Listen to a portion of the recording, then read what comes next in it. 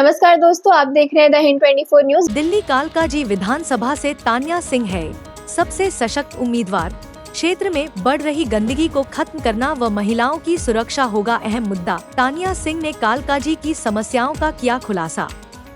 क्या नाम है मैम? मेरा नाम तान्या सिंह है और मैं कालकाजी विधानसभा से चुनाव लड़ रही हूँ भारतीय राष्ट्रवादी पार्टी के साथ। और मैम, किन किन मुद्दों को लेकर आप चुनाव लड़ रहे हैं? देखिए, मेरे मुद्दे जो हैं दिल्ली को लेकर तो जो है सफाई के मुद्दे, उसके अलावा जो मेरे मुद्दे मेरी विधानसभा को लेके हैं उसमें सबसे पहले तो सफाई ही आती है। कालकाजी विधानसभा एक ऐसी विधानसभा हो गई है जहाँ पे गंदगी जो है डे बाय डे सिर्फ बढ़ रही है। उस पर वादे बहुत होते हैं, बातें बहुत साफ़ सुथरी और बड़ी बड़ी बातें होती हैं, बड़े बड़े प्लान्स होते हैं, लेकिन हम पिछले 5, 10, 15 सालों से देख रहे हैं कि वो काम नहीं हो रहा है वहाँ पे। जबकि सारी फैसिलिटीज़ अवेलेबल है सफाई करवाने की, पावर अवेलेबल है सफाई करवाने की, लेकिन सफाई नहीं होती है वहाँ पे। तो गंदगी की वजह से जो जनता है वो बेहाल है। दूसरी चीज़ वहाँ पे जो है सबसे ज़्यादा प्रॉब्लम है हमारे पार्किंग अनुशासन की। मैं ये नहीं कहूँगी कि पार्किंग की बहुत कमी है, अनुशासन की कमी बहुत ज़्यादा है। कोई भी कहीं पार्क करता है, उस पर कोई कंट्रोल नहीं है, उसकी वजह से ट्रैफिक जैम होते हैं और हमारी जो जनता है वो ट्रैफिक जैम की वजह से इतना सफ़र करती है। तो ट्रैफिक अनुशासन की बहुत ज़रूरत है। कालकाजी विधानसभा को एक पार्किंग और चाहिए, जो हमारा मेन कालकाजी का एरिया है कृष्णा मार्केट वाला, एक पार्किंग और चाहिए और उसके लिए एक जगह ढूंढना बहुत ज़रूरी है कि वहाँ पे एक पार्किंग बनवाई जाए। तो एक ये मुद्दा है हमारा।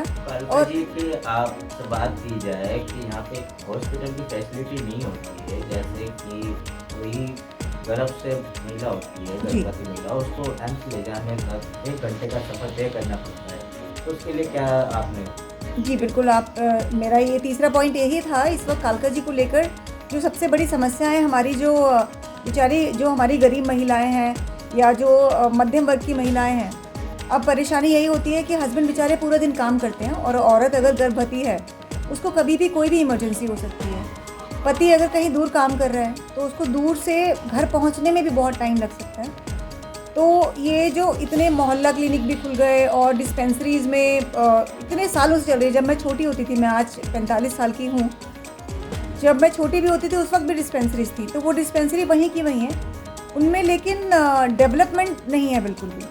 तो मैं अगर आती हूँ जीत कर यहाँ से, तो मेरा ये रहेगा पहले कि डिस्पेंसरीज़ के अंदर ही एक आपातकालीन जो हमारी फैसिलिटी है वो होनी बहुत ज़रूरी है महिलाओं के लिए। 4 बेड की कम से कम अवेलेबिलिटी होनी चाहिए कि वो अगर 4 महिलाएं भी हमारे साथ एक साथ हमारे एक विधानसभा की डिस्पेंसरी में आ जाती हैं कालकाजी विधानसभा में, तो उनका ट्रीटमेंट आपातकाल जो हमारी होगी उस वक्त उसमें हो सके सिचुएशन में। बात करें राष्ट्रीय पार्टियों की, तो सबकी नज़र इस टाइम पश्चिमी दिल्ली की तरफ। क्या कहेंगे इसको लेकर? सबसे बड़ी चुनौती और राष्ट्रीय पार्टियों के आगे आप सिर्फ 6 विधानसभाओं में लड़ाई कर रहे हैं, कैसे जीत पाएंगे? देखिए, लड़ाई आप 6 में करें तो 6 पे पूरा फोकस करके और मुद्दों पे काम करके पूरी मेहनत से जनता के लिए अगर आप कुछ लेके आए तो 6 में जीतना ही पहली बार में काफ़ी है शायद हमारे लिए। अगली बार जब लड़ेंगे तो पूरी 70 सीटों पे लड़ेंगे। मैम, केजरीवाल जी ने जब आम आदमी पार्टी बनाई थी और अब दिल्ली वासियों को फ्री की आदत डाल दी है, क्या राष्ट्रवादी पार्टी ऐसा कुछ फ्री में देने वाली है? फ्री में हम सिर्फ सुविधाएं देंगे, वो सुविधाएं जो एक इंसान की डेली के जीवन को आसान बनाती है। तो फ्री में कुछ भी बांटना, पैसे बांट दिया या कोई और चीज़ बांट दी, वो फ्री में बांट के कोई उनके फ्यूचर के लिए कुछ काम नहीं आती वो। लेकिन अगर आप एक ऐसी योजना लाते हो जो उनके डेली में ज़िंदगी में काम आती हैं, डेली जीवन को आसान करती हैं, वो ज़रूरी होता है। जैसा भी आपने बात कही थी मोहल्ला क्लिनिक की, जगह जगह मोहल्ला क्लिनिक खुले हुए हैं, लेकिन मोहल्ले क्लिनिक में ताले लगे हुए हैं। क्या विचार करते हैं उनके? देखिए, मेरे हिसाब से तो मोहल्ला क्लिनिक जो थे वो बहुत बड़ा स्कैम था। हमारे पास उन सभी जगहों पर एक एक विधानसभा में मुझे लगता है शायद 10 से 15 डिस्पेंसरीज होंगी अगर मैं गिनने निकलूँ तो। डिस्पेंसरीज हमारे पास अवेलेबल थे। अगर उन्हीं डिस्पेंसरीज में आप फैसिलिटीज़ दे देते जो आज आप मोहल्ला क्लिनिक में कर रहे हो, उन्हीं डिस्पेंसरीज में अगर आप और डॉक्टर्स अपॉइंट करके उनमें फैसिलिटीज़ दे देते, तो ये जो मोहल्ला क्लिनिक पे इतना बड़ा बजट इस्तेमाल किया गया था, जो जनता का पैसा था, वो शायद बर्बाद होने से बच जाता। मैडम दिल्ली विधानसभा से हैं आप जी। कालका जी विधानसभा से आप चुनाव को लड़ रही जी। हैं। अब बात की जाए तो प्रवासी की संख्या है कालका जी में बहुत ज़्यादा है। जी। आए दिन अक्सर प्रवासियों के नाम से जो राजनीति हो रही है, उनको बेइज्जत जो किया जा रहा है, उसके बारे में क्या कहेंगे आप? देखिए, पहली बात तो हमें किसी भी जाति के भेदभाव से किसी का भी बेइज्जती करने का कोई अधिकार नहीं है। हम यहाँ पे बैठते हैं जनता के लिए, और उस जनता को हम जातियों में नहीं बांटते हैं। तो सबको बराबरी का अधिकार और सबको एक इज्जत देना ज़रूरी है। तो हम किसी की भी बेइज्जती ना करें और सबकी ज़रूरतों का ख्याल रखें, वो ज़रूरी है। और प्रवासियों के साथ जो आजकल अत्याचार शुरू है, उसका रुकना और इमीडिएटली रुकना बहुत ज़रूरी है। आप भी एक महिला हैं जो दिल्ली गवर्नमेंट की तरफ से बसें चलाई जाती हैं। जी। महिलाओं को सुरक्षित महसूस नहीं हो पाता, उनके लिए क्या?